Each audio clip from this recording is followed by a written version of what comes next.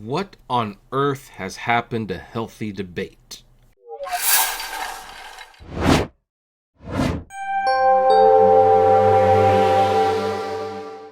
Hey everyone, this is Kevin, the Apptrepreneur. Welcome to my YouTube channel, and yeah, I'm trying a cap. Doesn't mean the beanie's getting retired anytime soon, just trying out a new look for the time being, especially since I'm trying out a new kind of content for this channel. Now, my last video, you may have remembered that I talked about basically how game journalists, particularly the Mary Sue, was trying to basically take a lost situation and turn it into a positive. That basically this big Hogwarts Express, I keep saying Express, Hogwarts Legacy boycott totally blew up in their faces. And, you know, that video got some good response. You know, some people disagreed, but most people saw where I was coming from. So I'm going to continue to talk about maybe some of these more hot button issues that I never did talk about on the channel before.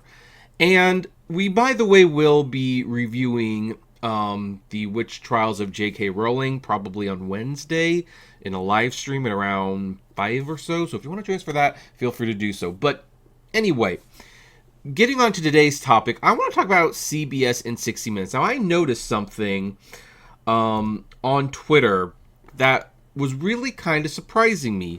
Boycott CBS and boycott 60 Minutes was trending. Here you have Leslie Stahl did this. Take a bow, Leslie. The Q and white nationalists love you now.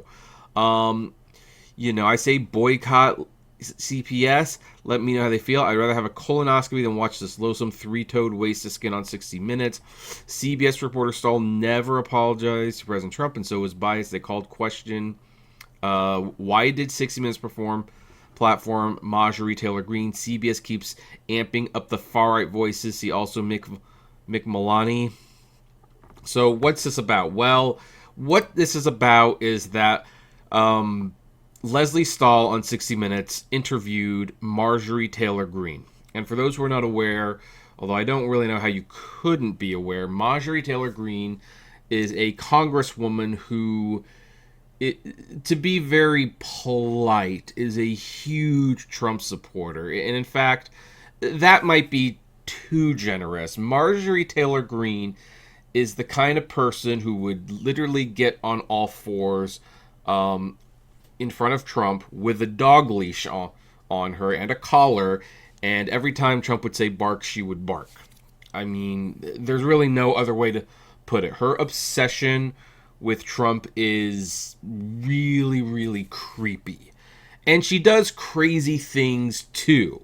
Like she shouts in Alexandria Ocasio-Cortez's mailbox. She boos Joe Biden during the presidential speech, the State of the Union address. That's what it is. And you know what? Hey, if I have an issue with Nancy Pelosi ripping up President Trump's speech during the State of the Union address, I certainly have an issue with Marjorie Taylor Greene booing Joe Biden during his State of the Union address. It's just rude. You know, these are not actions of people who want to have debate. These are actions of people who want to get famous and have their little meme-worthy culture, or moment, I should say. Now, here's the thing. I should be very upfront about my thoughts on Taylor Greene, although you probably can figure out. I think this woman is stupid. Quite frankly, I think she is stupid. I think she's obnoxious. And I think she's dangerous because unlike most stupid people, she's in a position of power. She can actually help write legislation. Her votes can change how laws are written, what laws get passed, what laws get to the desk.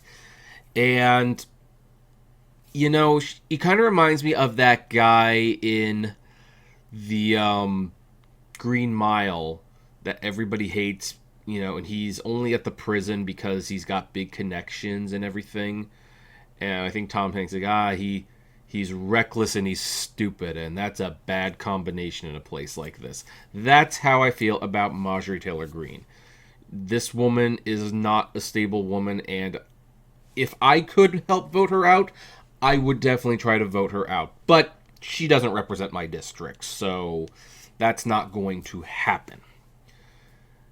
But here's the interesting thing about the controversy. The controversy does not appear to be the fact that Marjorie Taylor Greene said stupid things on 60 Minutes. And she does.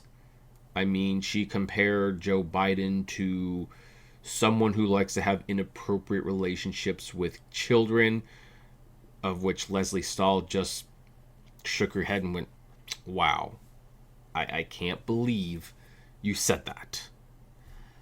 Yeah, so she went on 60 Minutes and she made a total fool of herself.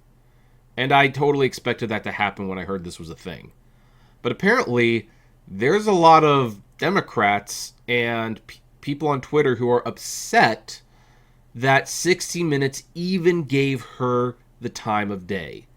That's why you are seeing the boycotts about 60 Minutes and CBS. That's because they bothered to have her on.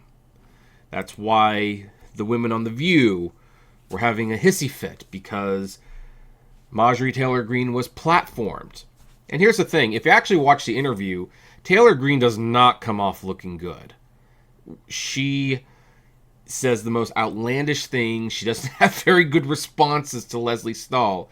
And some of her claims are so outrageous that what can you really say back? They are clearly the opinions of a delusional person who does not know how the world works. In my opinion, this is an interview that needs to happen. You know, here's the thing that I have said in other videos, and this is kind of where the channel's going. I want to talk about, I'm tired of people saying ideas are too dangerous to be talked about. Some people are so bad, don't even give them a platform. Just ignore them. And in some cases, you can ignore a bully. But if that bully is in a position of power, if that bully is in a position where they can make substantial change, you know what? You've got to you got to look at that bully head on. You got to look at that person. You got to deal with it. And here's the thing. I applaud 60 Minutes for giving Marjorie Taylor Greene a spotlight. Not because I agree with her. Not because I like her. Not because I think she even has a valid point of view. This woman is crazy as far as I'm concerned. But you know what? I'm kind of glad that 60 Minutes gave her a platform, because anyone with 2 functioning brain cells can watch this woman and what she's saying and what she's suggesting and go like, man, this woman, she doesn't think. She's not thinking. And she lives in her own bubble, and she's dangerous, and she's working on legislation. She's helping to write bills that affect my life. Like, I don't understand it.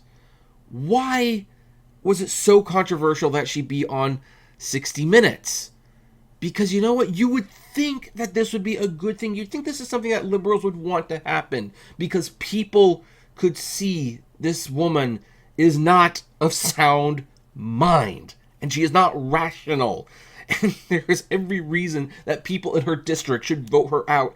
And 60 Minutes basically gave the platform of which people could see that she is not that good. She's not that smart, and she's potentially unhinged. In fact, I'm going to go on a limb, but it's a pretty sturdy one, that this woman is extremely unhinged.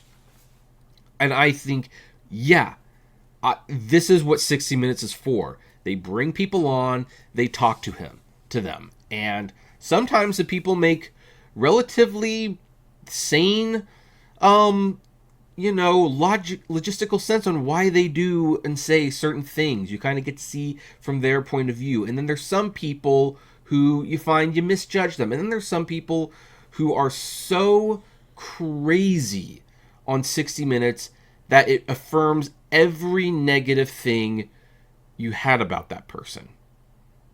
And that's what happened here. But instead of being happy that 60 Minutes is exposing this, they can't even show that. And that's what's getting to be a problem with politics. No one debates anymore. And granted, there's not much of a debate to be had with this woman. She is not in this to debate. She's not in this to talk about it. She is a Donald Trump worshiping bootlicker. And she will praise that man and follow his lead wherever she goes. This is not someone I want writing legislation, because it kind of goes to show that she's more of a cult follower than an individual rational thinker. Minnie got scared. I don't know why. And yet, apparently, Democrats and liberals are so insecure in their position, in their arguments against what she has to say. Look, you can make very easy arguments against what she has to say.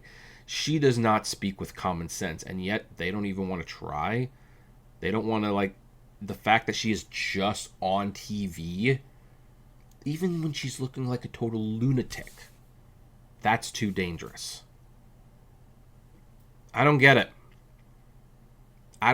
And, one of the reasons I made this video is because I was going to do a review of the witch trials of J.K. Rowling tonight, but when I saw the story, it's going to strengthen my review of it a little bit more in a couple days.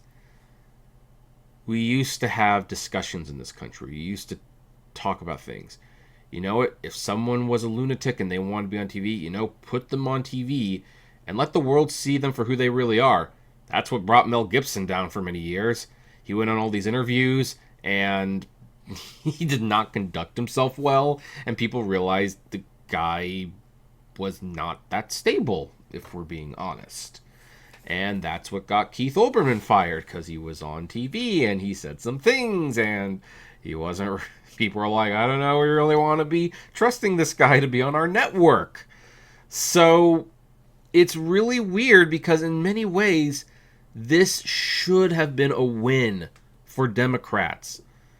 This is their way to say, did everyone see that Marjorie Taylor Greene interview on 60 Minutes? Holy cow. Do you realize what we can highlight during the election to get her out of that chair? Instead, their response is, she should not have even been platformed. We should boycott 60 Minutes. And what, oh what, would Marcel the Shell with shoes on think of Leslie Stahl now? Guys, you turned her into a martyr. You're proving her point that you don't even want her to speak. If anything, you should want her to speak because she makes herself look foolish. And I don't get it. So anyway, that's my thought. By the way, if anyone's wondering what the point of the Doge symbol is, well, if you go to Twitter, you'll see that Elon Musk changed it to the Shibu coin. So rather than just get the CBS logo, I decided, what the heck? I'll play along with it. Why not?